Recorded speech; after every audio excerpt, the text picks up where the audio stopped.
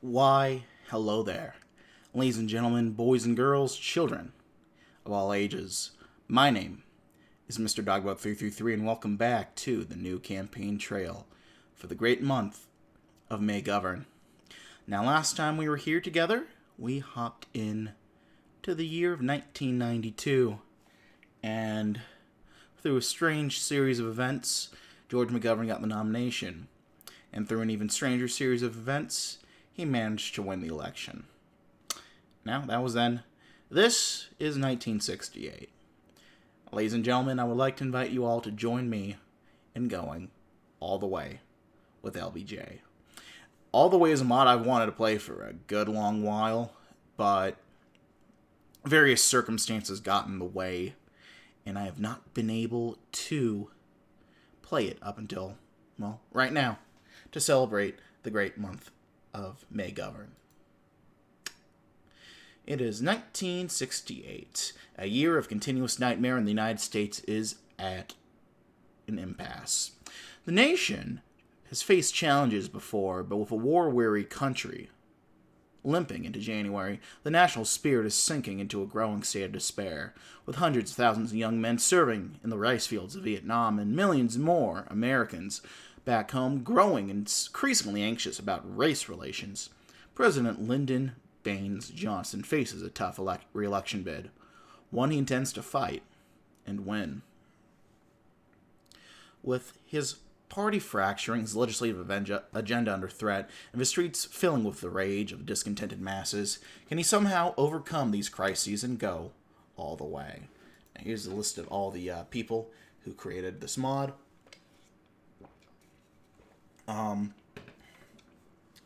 main man behind it is the Thatch Master, same guy who's created American Carnage, and a couple other brilliant mods.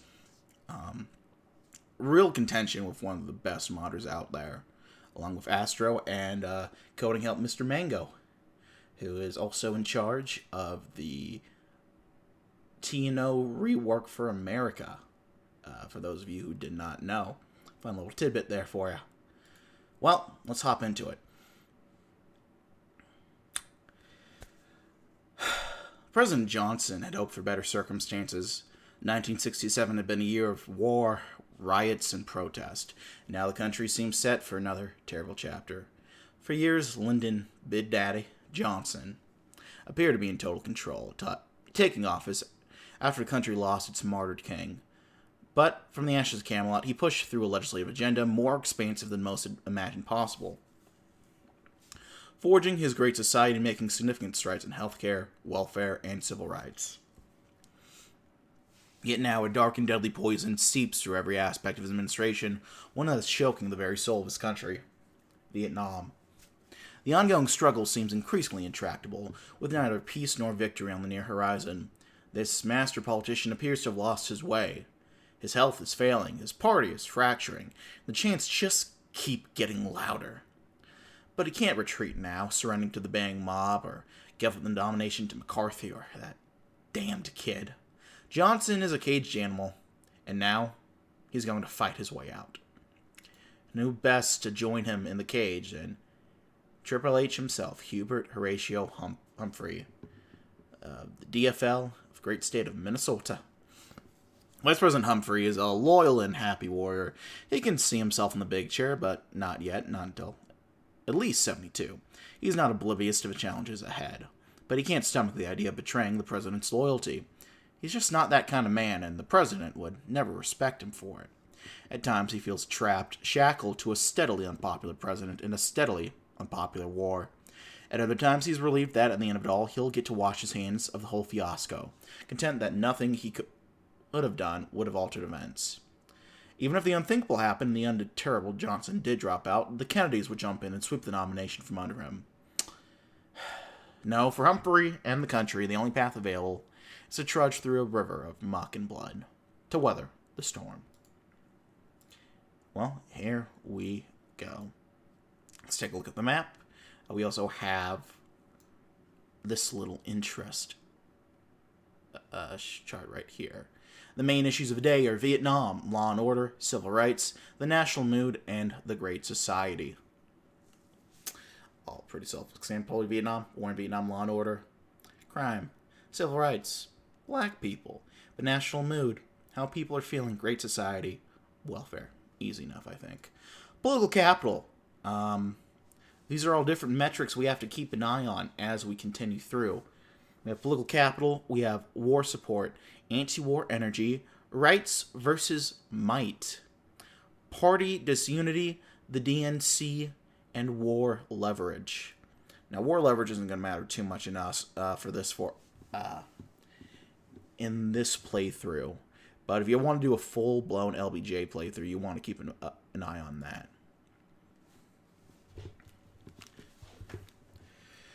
Well, 1967 was a troublesome year for the country, it can't be denied. The administration has taken more than a few swift kicks over the war, the riots, and dysfunction in Congress. But this State of the Union might finally allow you to cut through the fog and bring some energy back into the White House.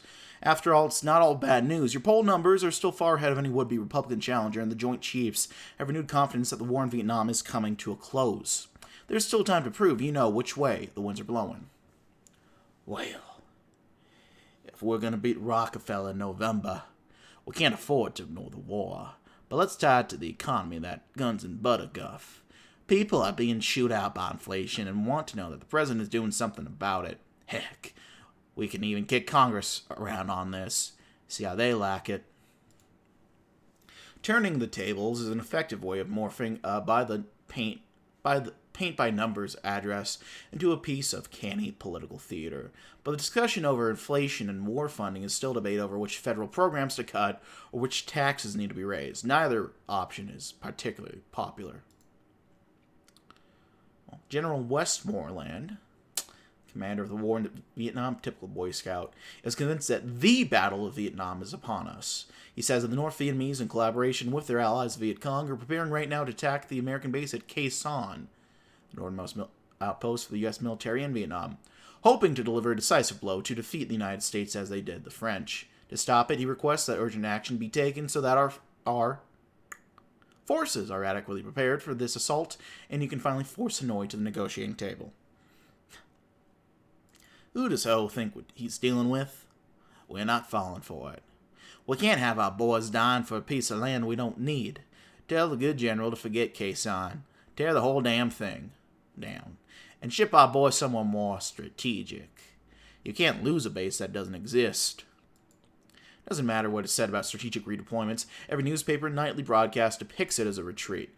Pictures of the American flag being loaded with this previously critical base splash across every magazine. Well, drop a visit to Arkansas off the bat. You're woken in the middle of the night to shocking news. North Korea has just captured an American intelligence ship, the USS Pueblo. It claims was illegally within its territorial waters and is now holding the crew hostage. It won't be long now before the rest of the world wakes up to the news too. We have to decide what our response will be to this flagrant act of aggression. Well, there is only one option. The communists are clearly working in coordination to humiliate us, and we need to strike back. We got the planes, and we got the damn targets. If we do nothing, the Republicans are going to tear me to pieces. One swift strike on one of their bases to settle our heads and put an end to North Korea's nonsense. And after that, things will calm down quickly. So 10 several hours before McNamara, so-called WizKid, reports that all the B-52s returned to base without an incident, China and the USSR both lambast the U.S. and are joined quickly by the hippies who add another flag to their protest. Negotiations for Pueblo crew stall, but President Park, President of South Korea, who's spoiling for a fight, is overjoyed and commits more forces in Vietnam.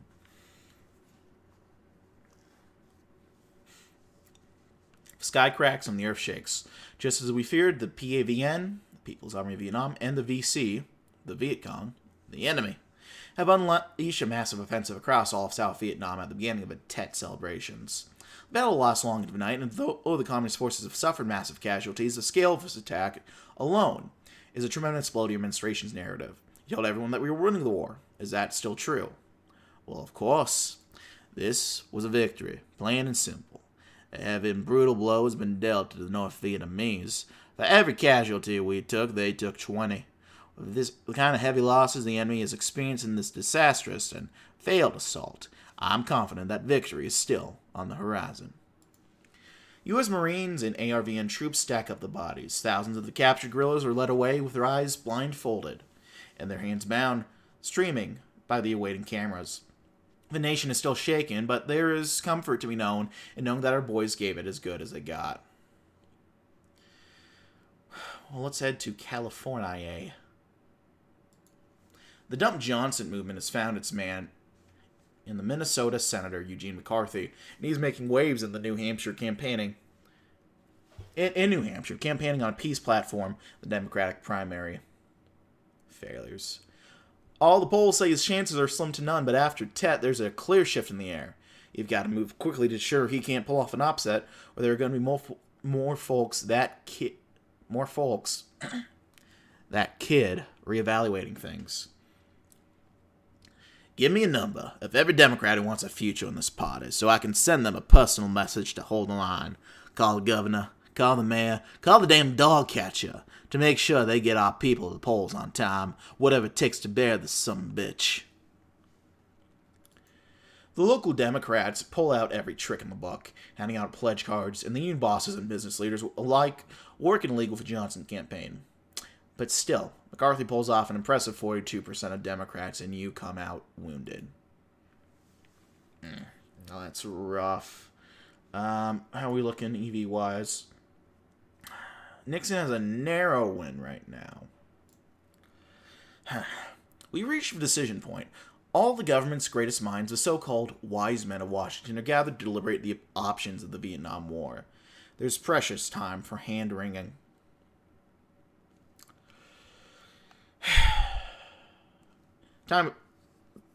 After the Tet disaster, there needs to be a clear strategy to advance the conflict towards the endgame. But you wonder, looking around the room at the shifting eyes and the hands sinking nervously into their laps, do they have any greater clue than you? Well, it's like how Clifford and Atkinson pushed it. Secretary of Defense, hopefully not as useless as McNamara. So experienced he probably counseled Moses. Whatever troops we put in, the North will be able to match us and more. If we want to start de-escalating things over there, we can only send a small number. 30,000 to guard the cities and prevent another goddamn Tet. Maybe then we can jumpstart talks. The generals grouse. With only enough men to guard their rears, they feel the U.S. is not going to be in a position to change the trajectory of this conflict. Peace negotiations remain at a standstill without any American conciliation, and for the time being, the U.S. is still stuck waist deep in the marshes of Vietnam. Well, shucks. Said, Colorado. I don't know. That's a very southern way to say Colorado, but it's fun. You read the papers, you've seen the endless streams of reports. Congressmen, union leaders, donors, all still going to see that damn kid, Bobby Kennedy. For months, he's been approached to make a run for the presidency, and so far he's refused. But after Tet in New Hampshire, he might finally work up the courage to launch his campaign. If so, then this is your chance to make sure he doesn't. Bobby Kennedy can waste his time how he likes. Honestly, if he jumps in, he'll do nothing except split the Dump Johnson vote going into the convention. Let's send him an offer that will force that kid to run. How about agricultural secretary? How would Bobby like to count some cow pats? With his Kennedy pride on the line, Bobby raises his head above the podium, with signs all shaking behind him, emblazoned, "Run, Bobby, run." I do not run to oppose any single man, but because something must be done. Thankfully, as you expected, the McCarthyites deride him as an opportunist and dismiss any alliance between the candidates. A great melancholy swept across the country, from coast to coast. Already, 1968 feels like it's somehow going to be worse than 67. I can make a joke there, but I'm going to be restrained. Day and night, demonstrators gather outside the White House gates. Even a brief glimpse in the mirror captures a shrinking man sagging and wounding. This bitch of a war, you muttered to Ladybird at breakfast. Without this woman, where would LBJ be?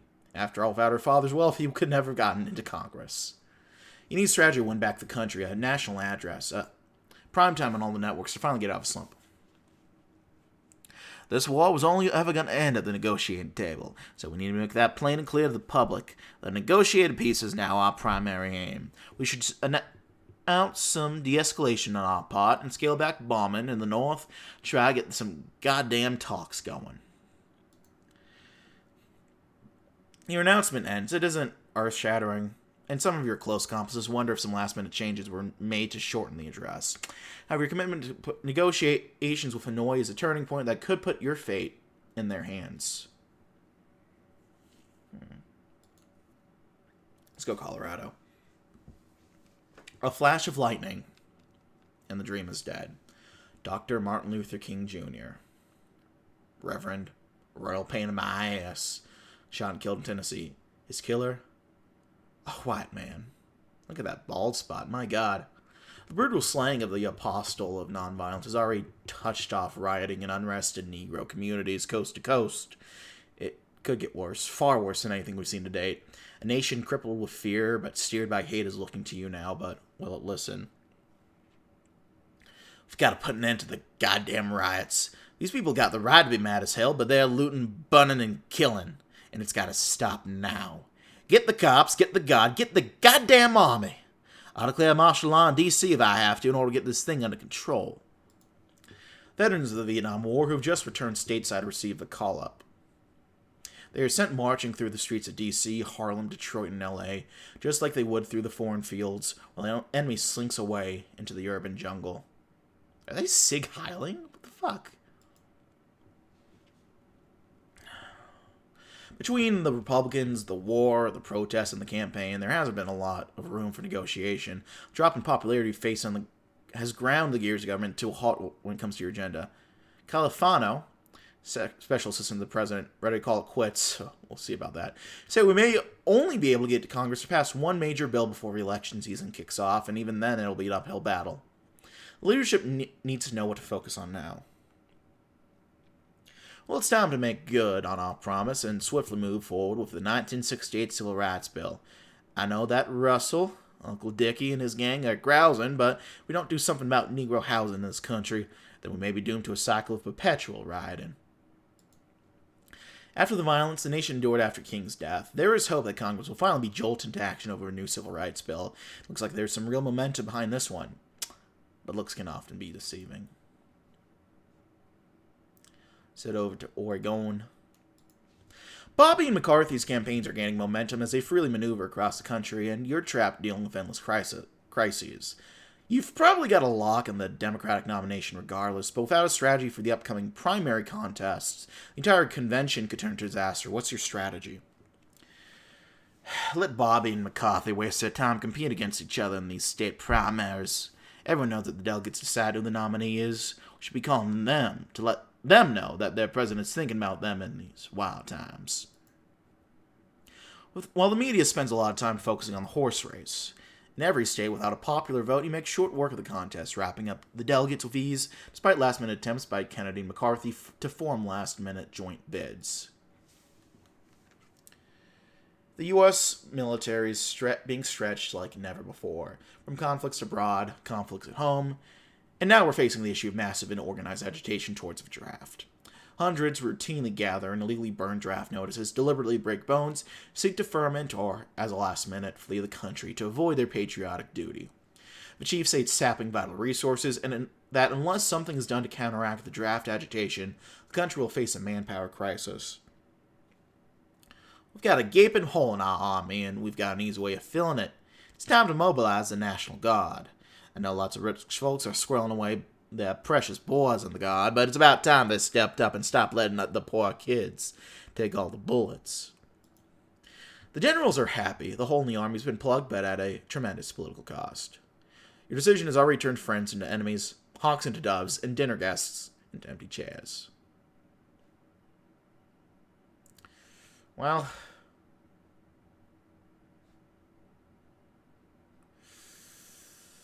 where to go? Cali.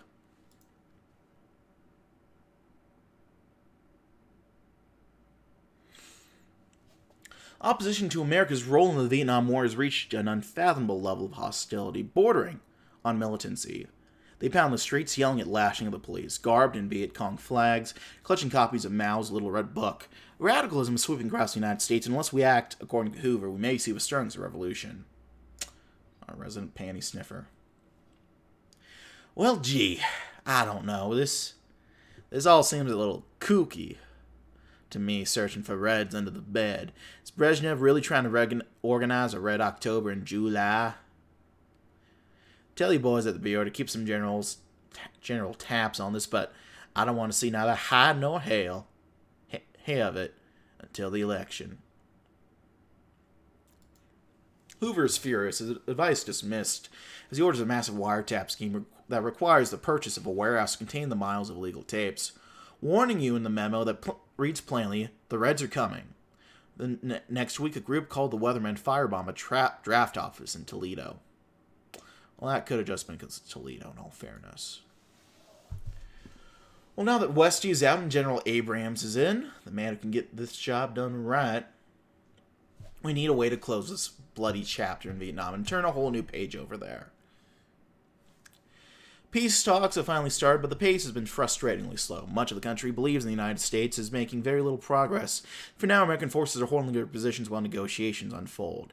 You have to prove to the American people that the President's words actually mean something. This holding pattern is part of a clear and effective strategy in Vietnam.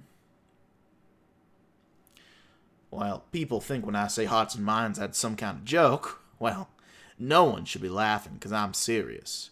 We need to win the loyalty of the Vietnamese people. Stop burning their hooches and start building them up. Once his belly's full of rice, I doubt any man will join the VC. The report comes in, and they're all positive, of course. X miles of power lines, X number of wells, X number of vaccinations. Perhaps it's working, or maybe it's just another sunny report for the president. One you'll never see the other side of. To Oregon. The date of Democratic Convention draws ever closer, and the primary races have only gotten more consequential and more expensive. The California primary alone could prove critical, a winner-take-all system. It would complicate the path towards a nomination. The polls are showing a tight race between you, Bobby, and McCarthy. Your campaign is eagerly waiting instruction. Well, I'm going to damn near kill myself just to palm a few votes for a nomination that's already been settled. I'm doing the Lord's work here in Washington. If Kennedy's dead set on embarrassing himself, I wish him luck.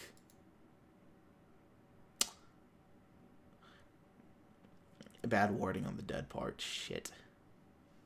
The nation aches once more. Robert Francis Kennedy, still flush from victory, has been shot and killed by a deranged gunman. There's nothing you can do or say now, except watch the horror like everyone else.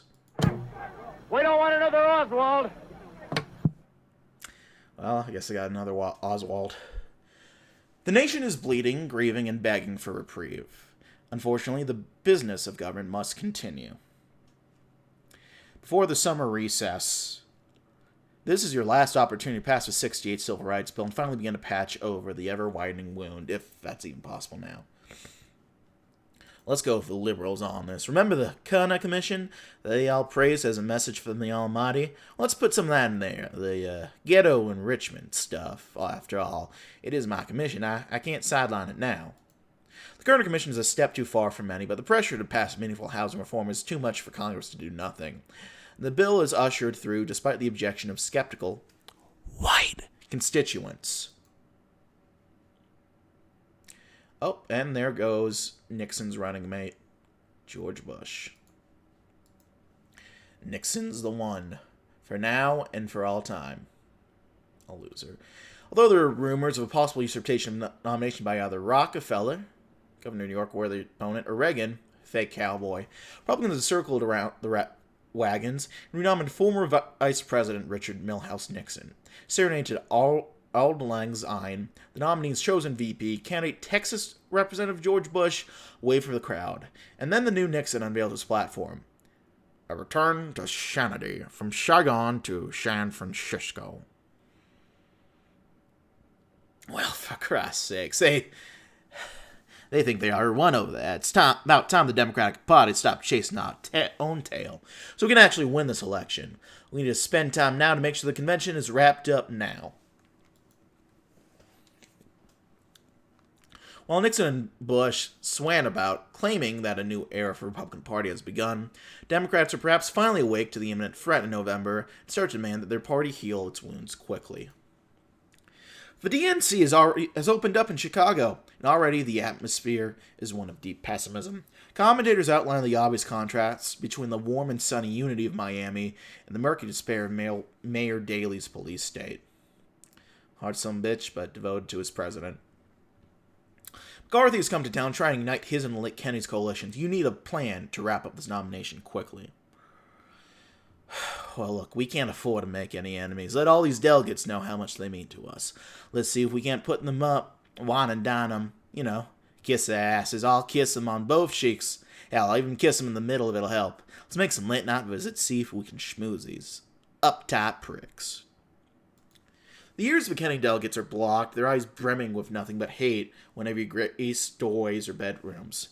Though you did not pull the trigger, from somewhere deep in their guts, they blame you. Silently, they vow to make sure you do not keep your stolen office. Well, that's, seems awkward. Well, if you come to Chicago, you better have some armor in your hair. The unrest outside the convention is growing. What started as chanting and heckling has escalated its passions flare. Mayor Daley's been warning for weeks about the threat of anti-war mobs destroying the convention. Has called upon thousands of officers, National Guardsmen, and Army Reserve units to counter the demonstrators. But he fears it may not be enough. He turns to you and asks bluntly, "Mr. President, what must be done?" "We look like a goddamn laughingstock. What the hell have you done, Dick? This could cost me the whole fucking nomination. Get these people out of here. Yesterday. Who exactly runs Chicago, you or this mob? Don't these people have anything better to do?" Blood streaks the pavement as bat meets bone. Ragged bodies are thrown into paddy wagons, and in wonderful technicolor, a police horse gracefully dances over the fleeing crowd, sending twisted spines into the asphalt.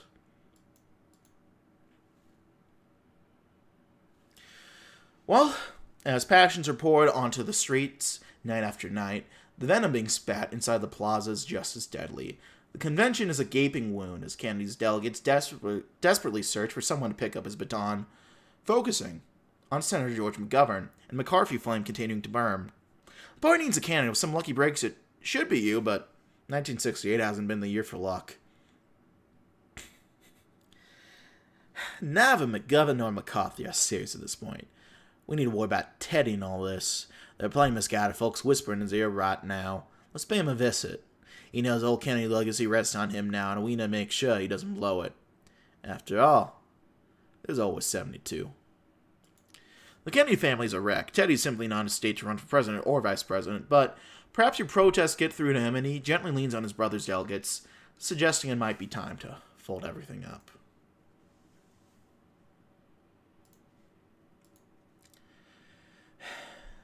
As the protests pound the walls and mayhem echoes through the halls, any attempt to restore order inside the convention fails. You don't have the delegates. No one does. Fistfights break out onto the floor, gavels shatter from the incessant pounding of desks, and yippee provocateurs flap a VC flag from the stage. Is that a TNO reference? All beatniks, delinquents, addicts, a bad joke that's gone on too long. Just as the votes seem to be slipping from your grasp, Governor Connolly asks, "If you want the nomination, you need to act now." That's not right. I counted those votes. Don't these people get it? Everyone wants to be president, but no one's willing to put in the goddamn work. I crawled out of the dirt to get here. And now they want to say so long. Good riddance. Fine. Have at it. They want rid of me so badly, then I'll go. It's fine. Really. You would hope for relief, at least.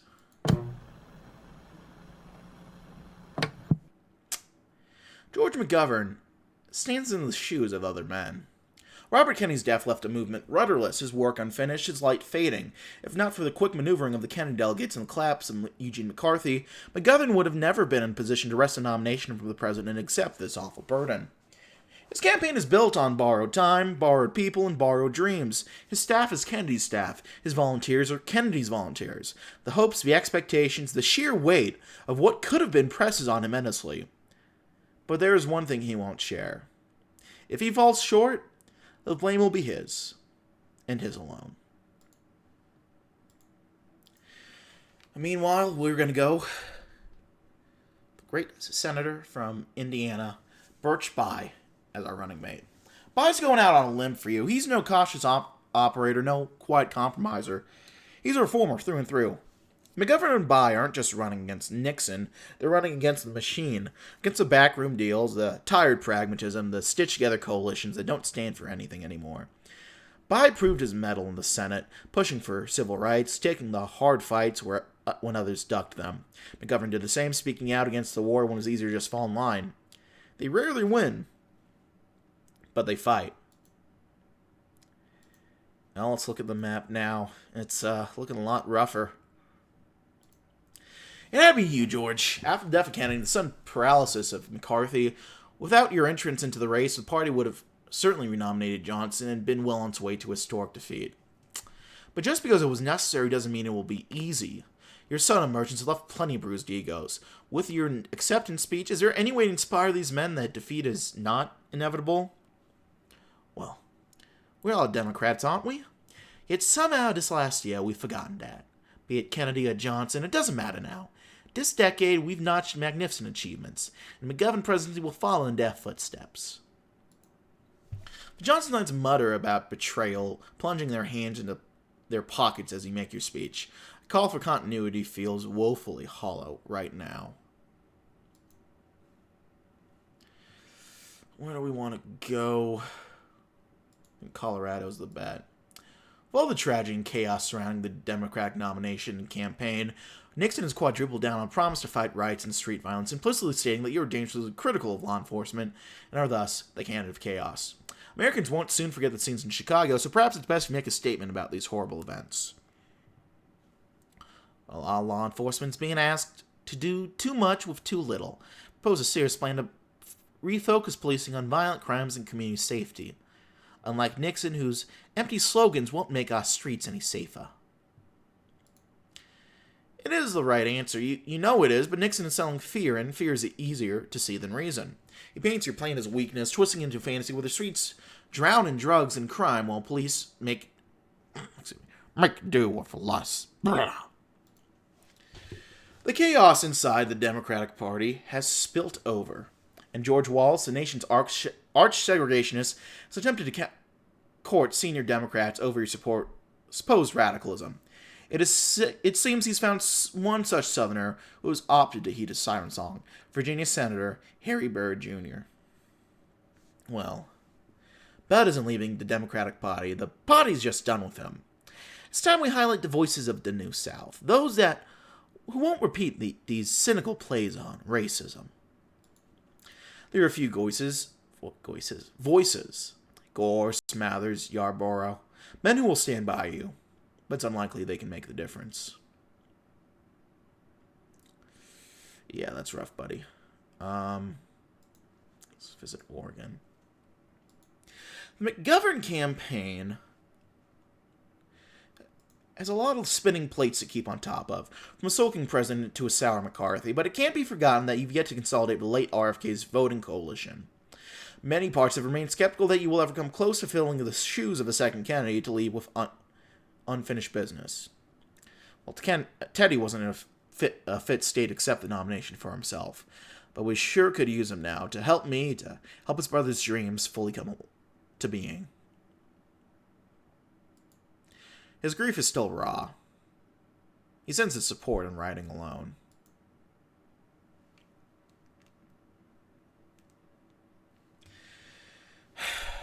Well,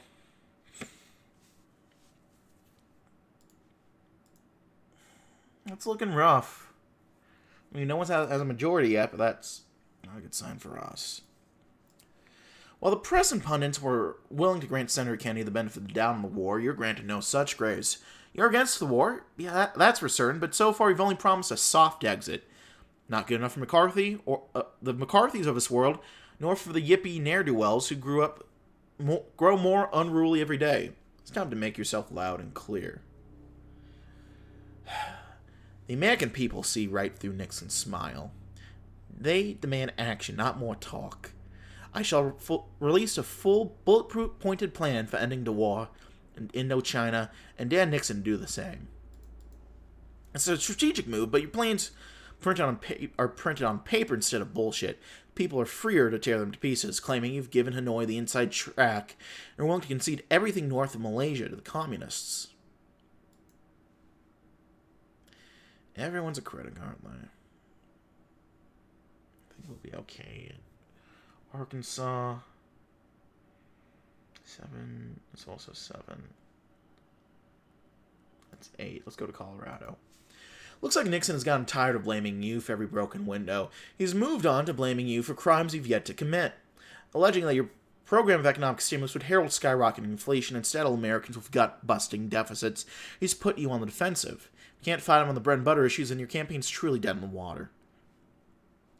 Well, we must make our economy inflation-proof. Strategy of regulation, price controls, and import controls will bring down the cost of goods for all. Before Nixon even needs to take a swing, your plan for government interference is rejected by businesses and unions alike, even by men who ostensibly support you. Though try as he might to poke flaws in your economic programs, Nixon's efforts to remain as elusive as possible leaves his own domestic agenda a mishmash of generic Republican talking points, as thin and long-lasting as Kleenex. If only you could expose these vagaries to the public, you're certain they would dump Nixon the nearest opportunity. Well, Nixon wants to frighten voters with ghost stories about my beliefs. Unlike Mr. Nixon, I never sold my soul to a New York public relations firm. I didn't get my morals dictated to me on a legal pad. I thought them up myself. Nixon doesn't let it get to him, keeping to scheduled pre-recorded interviews, until suddenly he's confronted by a black student who talks out of turn. His eyes shift so quickly your skin crawls. 7, 5, 5. Let's go Colorado.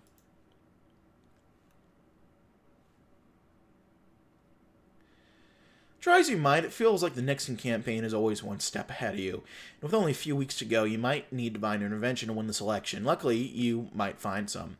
All it'll take is to turn up the White House with your hat in your hands. Who knows? You might be feeling generous. Surely he doesn't want his agenda flushed down the drain by the likes of Nixon. There must be something in his campaign had up its sleeves. Right? A long pause. And finally, a conciliatory sigh. You want it? Here you go. A brown envelope is resting on the table.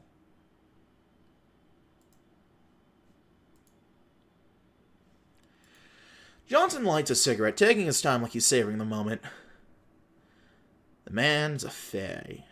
Plain as day. Always has been. Ask anyone who's been around long enough.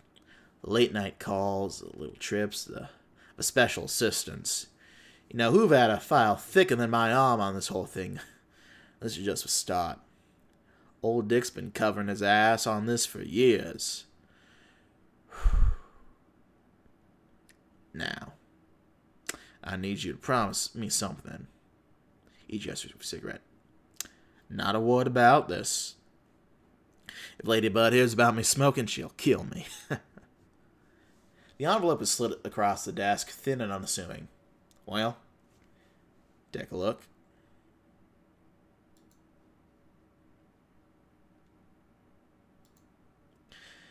The first article runs that night. By morning, it's everywhere.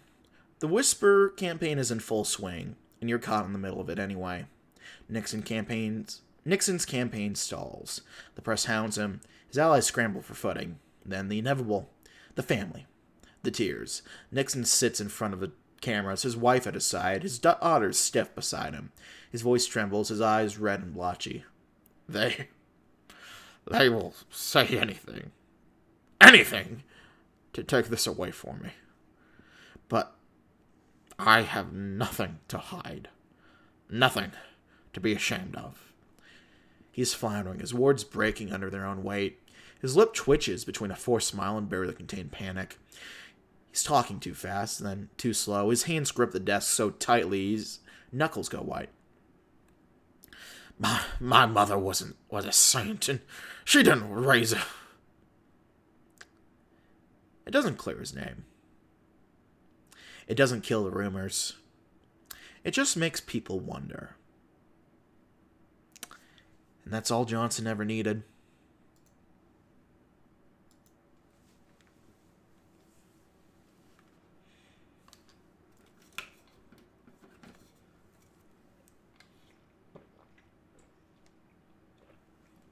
Well, here we go.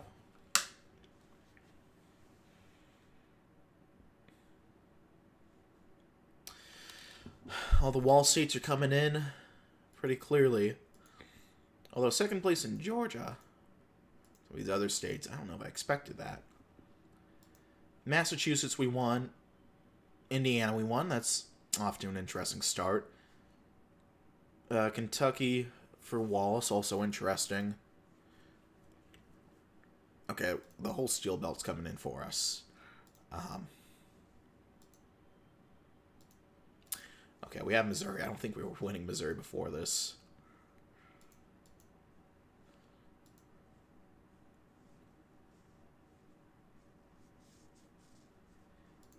And that's all we needed.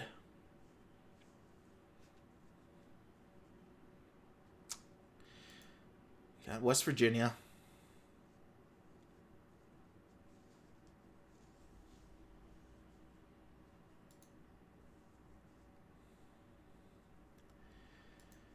Iowa we got, Montana we got, Washington we got. Colorado we lost. That's a little unfortunate, but we got California. Barely. Oregon we lost. Nevada we lost. Arkansas we won. Well, 363 to 83 to 92. Nixon got lost. Wallace got more EVs than Nixon. That has to be a gut punch.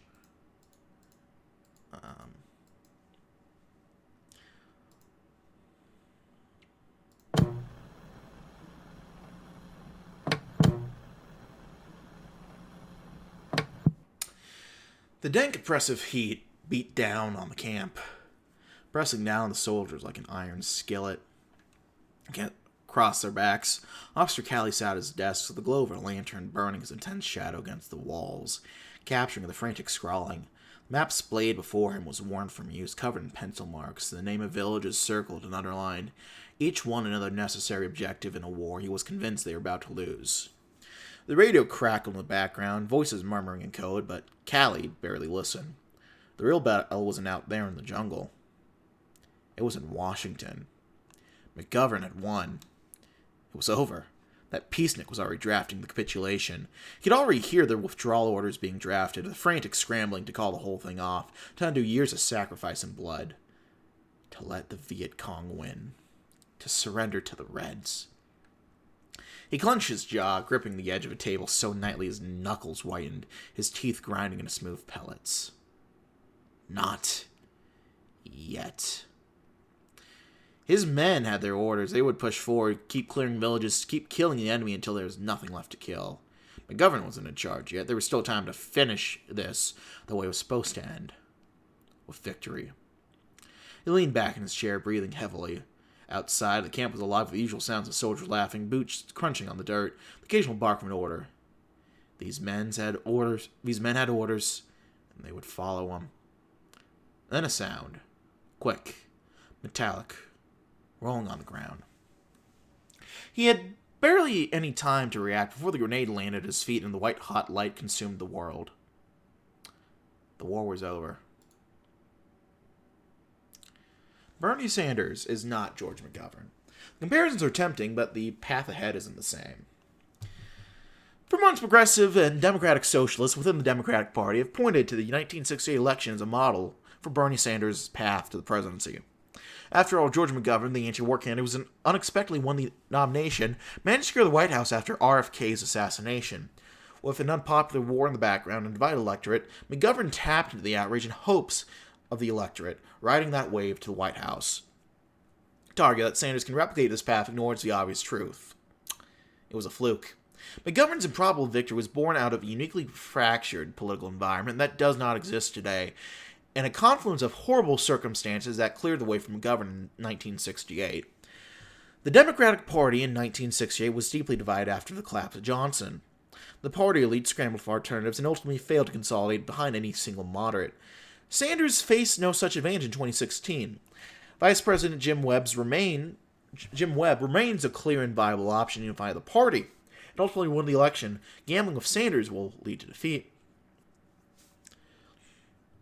Unlike McGovern, who could rally Democrats around the standard of the deceased Robert Kennedy, Sanders has no such unifying force. The Vietnam War had become a national crisis with growing American casualties every day, while the ongoing intervention in Chile, though controversial, has resulted in relatively few U.S. casualties. Meanwhile, McGovern faced an opponent in Richard Nixon, who was deeply disliked by much of the country, who viewed him as little more than a used car salesman. Mitt Romney, in contrast, despite losing the 2012 election, remains a well-regarded figure among moderates and independents. In fact, his polling is higher today than at any point in the last election cycle. The Republicans are rallying. McGovern's path is unrepeatable. Sanders' vision may inspire passions, but passion is meaningless without power. January 1st, 2016. Well, thank you for that, Derek. As the President of the United States, you have John Kennedy, LBJ, until 1969. George McGovern serving a full 8-year term. Then we have Barry Goldwater Jr. Okay. Ted Kennedy for another 8 years. Okay. John Sununu for 8 years after that. All right. Then Ann Richards for a 1-year term until 2001. Well, better than the historic result, huh? Here's some readings for you guys. Let's take a look at the closest states, because that's always a fun one to see. Nevada was decided by just under 400 votes. A visit there probably would have done us some good. Oh well. Arkansas, about 2,000 votes. Oregon, 3,000. West Virginia, about 5,000. And California, 40,000 votes. I'll check in Colorado real quick as well. Yeah, about 5,000 votes in Colorado. Kentucky was pretty close as well. That's 14,000 votes. For Nixon to win instead of Wallace. Well, you know, it's not a very progressive way to end off McGovern, but I figured a month like this demands a mod with a lot of weight. So I think I'm going to end it there. That's all the major McGovern mods I can think of. There's the original one, but that's kind of overshadowed by McGoverning, in my opinion. And then there was the April Fool's McGovern mod, or the 1972 mod that Mang and all them put out. But that one's not that interesting. It's very standard Dan Bryan-esque. So I might just leave it here. Although if you guys have any other ideas for McGovern mod to check out within May, let me know. I might be able to do something for you guys. If not, we'll probably go back to our regularly scheduled programming in June. So, until then, thank you all, as always, for watching. If you like, so you like. If not, feel free to dislike. Leaving comments for feedback down in the comment section below. I read all comments I get, and I do appreciate any and all feedback you might have for me. Hit the sub button and notification bell to keep updated with these uploads as they come out. And, yeah, That's going to be it for now, my friends. I thank you all for watching. My name has been Mr. Dogboat333, and I will see you in the next video. Bye-bye now.